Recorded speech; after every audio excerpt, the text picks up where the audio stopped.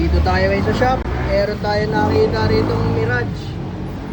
So testingan natin yung ating product sa Lazada, Shopee to mga kaibigan. Pero meron din kami sa office. So kita nyo naman ang kapal niyan. Ayan. Wala nang gabok yan. Hanggang body. Testin natin kung gagana. Baka hindi na pala gumagana to.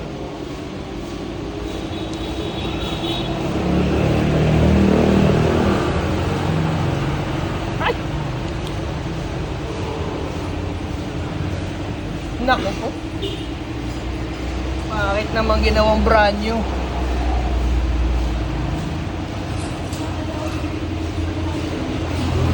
Buhay ko na, baka sabihin ni sir, nilagyan ko lang ng marka.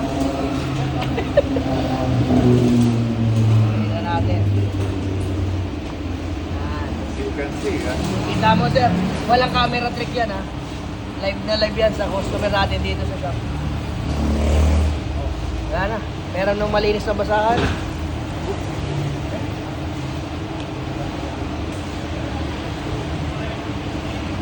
Nak. Parang hindi tayo mapapayaki sir. Pangit lang yung basahan natin pero kitang-kita nyo naman. Before, after. Ayan ang before, ayan. Gaspang. O, linaw na, sir. Approve. Very good. Sold. Sold mamaya yan. Sold sa akin. mamaya. Sold sa akin. Approve kay mamaya bossing. yan. Segundo lang. Ayos, ha?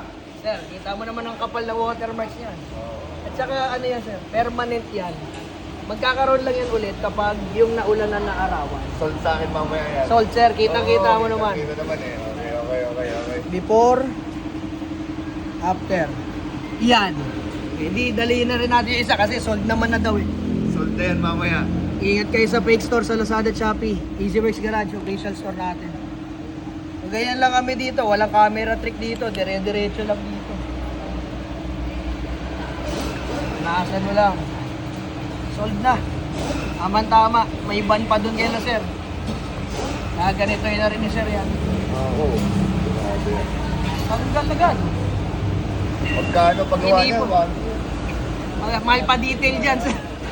Sa mga detail. Tignan na gano'n na. Ligin ko yung mga ko. Di ba? Segundo lang kada salamin. 150, sobra pa sa isang kotse. Tanggal. Sir, taon na ba to sir? Taon na? Taon nang inipon na watermarks. Ilang segundo lang tinanggal. Oh. Galing. Manis. Galing. Approve. Before, after. Yan, labo. Malinaw. Alright. Wala pang tubig yan. Pag tinubigan, lalong ang ganda. Alright. Galing. Wala pa nabawas masyado. Nakakadalawa na. Baka mga 5 kotse, kaya pag talagang hindi na masyadong magastos kayo maglagay. Happy si boss.